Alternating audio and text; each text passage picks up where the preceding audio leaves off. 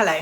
So today is Wednesday and this morning we were back to the doctors again. Now I don't like to keep talking about Lydia's problems, partly because they seem to go on and on, but somebody said to me, maybe the lessons you learn through Lydia's problems can help other people. So although I don't like keep sharing, the difficulties, I do want to share what I learned through them. And so Lydia finished her antibiotics on Sunday, so that was kind of about a week of antibiotics for her urine infection, and she was kind of like barely better by Sunday. And then Monday she was fine. Yesterday, which was Tuesday, she in the morning said she had a sore stomach, but then it went away after a while. And then last night, kind of after dinner, she started crying of a sore stomach, and I gave it Pamol, and Pamol didn't even help. So it took it quite a long time to go to sleep. I actually gave her ibuprofen as well. So since she'd finished the antibiotics and she was having that pain again, I rang the doctor again this morning because he'd said if the antibiotics doesn't help, then come back again. So I was like, well, I don't know if she's just going to get better again, but I'll just ring them and see what they say. So we got in to see the doctor this morning, and because she doesn't have any other symptoms, like only the pain, he didn't think it was an infection. So anyway, he kind of checked her out and he thought that she's okay. He said maybe it is constipation. And I kind of thought, oh, here we go again, because the doctor up at ED had thought that she had constipation and given us some stuff for it. And, but yeah, it didn't really help the problem. And so when he said that, I was kind of like, oh, I don't really think it's that problem, but then I was looking it up once I got home, and it is all connected, like the infections. And when they did the scan, they found out that she kind of keeps, kind of holds off going to the toilet and keeps it inside of her, which can cause an infection, but constipation can also cause her, not going to the toilet. So it's kind of all connected. So, I need to try to help her not get infections, but also at the same time try to help her not get constipated, because it all seems to go together. So the doctor might be right, but I felt like when he said that, because we'd already, the doctor already told us that a long time ago, and I felt like I was just going around in circles. So like one time we were in Holland and we were in a big city called Den Haag, or The Hague, and we were trying to get out of the city, and we went past this big old church. And then we kept driving and driving, and the next thing we were driving past the same big old church again. And then, you haven't really gone anywhere, you're just going around in a circle. And it feels so pointless, it feels like a waste of time. And so that's what I felt like this morning after coming back from the doctor. I thought, we've already been this way before, it just feels like an endless cycle of infection, of antibiotics, of, the sore stomachs, and then being told it could be constipation as well. Just felt like going around in circles. But then a sermon came into my mind that I listened to once, and I listened to it when I was trying to figure out a way to get my book about Lydia published, and I was trying different methods, and nothing had come of it. And so, it was just taking a really long time to try to figure out how I could publish it. And I listened to a sermon called When the Lord Leads You in Circles, and it was a sermon by Scott Pauley. And it was a sermon about Jericho, and how, the Israelites were following God, and he led them around and around and around and around in circles going around Jericho. And I think he said something like, there are lessons you only learn when God leads you in circles. Like, you learn lessons then that you don't learn at other times. So there's purpose in God leading you around in circles. And, it's what God teaches you. It might feel like a waste of time, but if you're learning the lessons God's teaching you during that time, then it's not wasted time. So for me, that was a real encouragement, just to remember that sermon, just to remember those thoughts, or even just the thought that, if God is leading you, even if it seems like you're just going around and around in circles, there is a purpose to it. And like to the Israelites, it could have felt like a waste of time to just be marching every day around the city. Didn't actually do anything to the city, but it's what God had called them to do, and it's where God was leading them. And because they followed through with what God was telling them to do, the victory came, and the walls did fall down, and they were able to take over the city. Yet at the time it might have felt so pointless. So for me, that was a real encouragement that it's not a waste of time. These things we go through that may feel like we're just going around in circles and may seem like there's no point at all to them. If we're following God, then he might lead us in circles, but he'll teach us a lot during that time if we keep looking to him. And that's one thing I keep praying to, especially when these problems keep coming back, is help me to learn everything you want me to learn during this time, because then it truly is not a waste if we learn what God is trying to teach us. So on Friday night last week, so I made the video on Friday. Lydia had stayed home. I said how she'd been quite sore, and so she'd stayed home for the day. And then at night time the pain started up again, and my husband, his office is at the Little Haven, so he needed to do some study, so he'd gone there to work in his office, and I was at home with the kids. And it's kind of hard, like I had Lydia home all day, and then you get to bedtime and she's a bit before bedtime her stomach started to hurt, so I gave her some Pamol because I know there's no way she's going to get to sleep when she's sore, and that didn't really help. So I thought, oh well, instead of getting stressed about it, we could watch a movie for half an hour, because if she's watching something, that kind of distracts her from the pain. And so we watched something for half an hour, and I think I tried putting her to bed again, and she wouldn't stay in there because she was sore. And then she was just kind of following me around, and when she's really sore, she would just tell me over and over and over again that she's sore. And then like one time she like actually pointed to her stomach. It's like, Mum, look, I'm sore. My tummy's sore. And now she started to say stomach. So my stomach is sore. And I was actually hanging out some washing at the time, and I just kind of ignored her. Well, I probably answered her 5 times or so, but she just keeps saying it over and over again. But I must have looked calm, and Joseph said to me, oh, how does it not irritate you, Mum? And I'm like, I am very irritated. So anyway, it was like nearly 9 o'clock, and I still couldn't get her to bed. She was still sore, and we'd already watched a video, so I didn't want to keep putting things on for her to watch, but she just kept repeating, you know, that she was sore to me over and over again. And I was starting to feel like I was going to go crazy.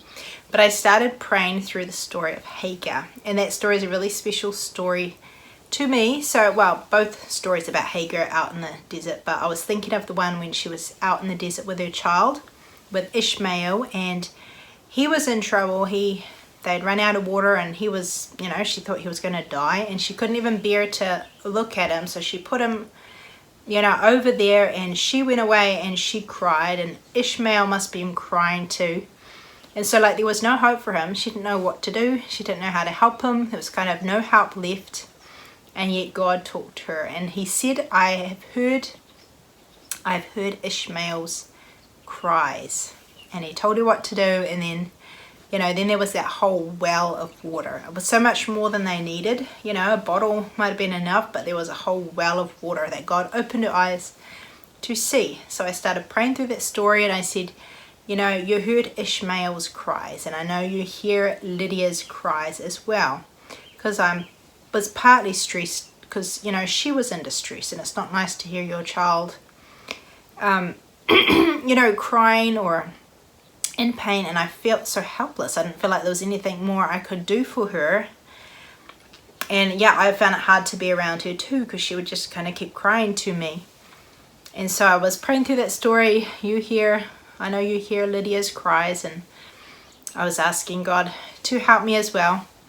And then I thought, oh, maybe I could give her ibuprofen as well, because it's a bit stronger medicine. I hadn't given it to her. So I went and got her that, and then just after I'd given her that, my husband came home. So it was probably about 9 o'clock by then. Usually Lydia would be in bed by like 7:30. And so she was still following me around and saying, Mum, I'm sore, Mum, I'm sore. And so when my husband came in, I was like, can you just take her now? And so he actually put her to bed, and she went to sleep. Maybe the ibuprofen helped her by then. But he could see that I was feeling very stressed, and I was pretty much in tears just because I felt so stressed. And he suggested to me that the next day, which was Saturday, that I should just go out somewhere and just have some time away from Lydia. And like often he is busy on Saturday or going out somewhere, but he said, you know, I'll be here, you could go somewhere. And so my sister lives about half an hour away, and she's works on a farm but is home like kind of over lunchtime. So I ended up going out and having lunch with her, and she actually drove me to a beautiful beach which I'd never been to before. But it just amazed me the way God answered. You know, he heard my cries and, you know, put it in my husband's mind to give me some time away.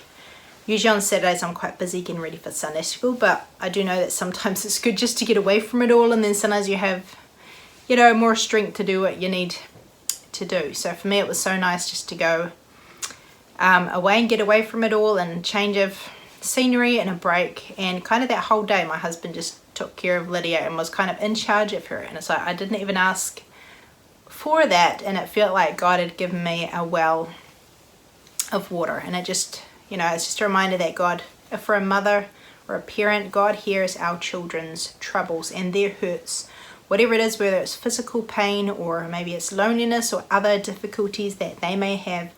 God sees that and God cares, and we can bring them to God and he will help in some way. So that was a real encouragement to me, just how God helped kind of over and beyond what I needed.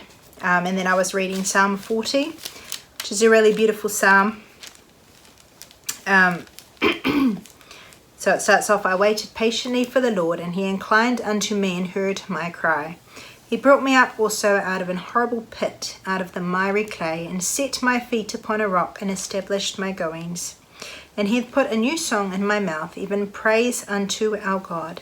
Many shall see it and fear, and shall trust in the Lord. And so, you know, when God gives us help in our hard times, when we cry out to him, other people can be helped through seeing us being helped. And then verse 5 says, Many, O Lord, are thy wonderful works which thou hast done, and thy thoughts which are to usward. They cannot be reckoned up in order unto thee. If I would declare and speak of them, they are more than can be numbered. So it talks about how many works that God does, like how there's just so much, it's too many to count. So you could think about all the things that God does for us, all the many times that he helps us. It's more than can be counted. And then down in verse 12, I also read it in the New Living Translation. I quite like how they put it. It says, For troubles surround me, too many to count. They pile up so high I can't see my way out. They are more numerous than the hairs on my head. I've lost all my courage. So there it's talking about how the troubles, like there's so many troubles. But then if you look back at that other verse, there's also so many blessings and so many times that God has helped us. So to me it just kind of struck me how, you know, we may have a lot of different troubles, but God's grace and God's help matches that.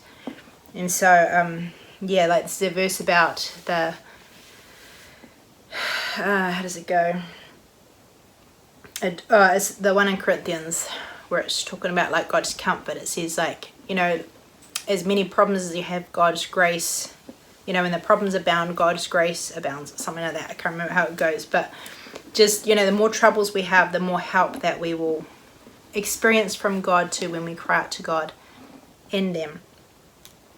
And then it says in verse 16, But may all who search for you be filled with joy and gladness. May those who love your salvation repeatedly shout, The Lord is great. And then the last verse I really like says, But I am poor and needy, yet the Lord thinketh upon me. So just like God was looking out for Hagar, God is looking out for us too, and he's thinking about us. Then it says, Thou art my help and my deliverer. Make no tarrying, O my God. So those are the things that have helped me with these struggles with Lydia. So I hope they're an encouragement to you as well. The next day was a busy one. Boots, socks, sweaters, and skates were all carefully torn when they were off by train. Today's dinner is shepherd's pie. Joseph's been helping me with this, trying to keep him busy. Johan dropped this recipe base one, so using that up. One thing, one challenge we have in the holidays is to do lots of deep cleaning. So kids all have their own list and we try and do a little bit each day. I'm not so good at keeping on top of deep cleaning, so it's good to challenge myself and the children. Esther's been busy in the kitchen too. She's got a brownie cooking in there. Working on.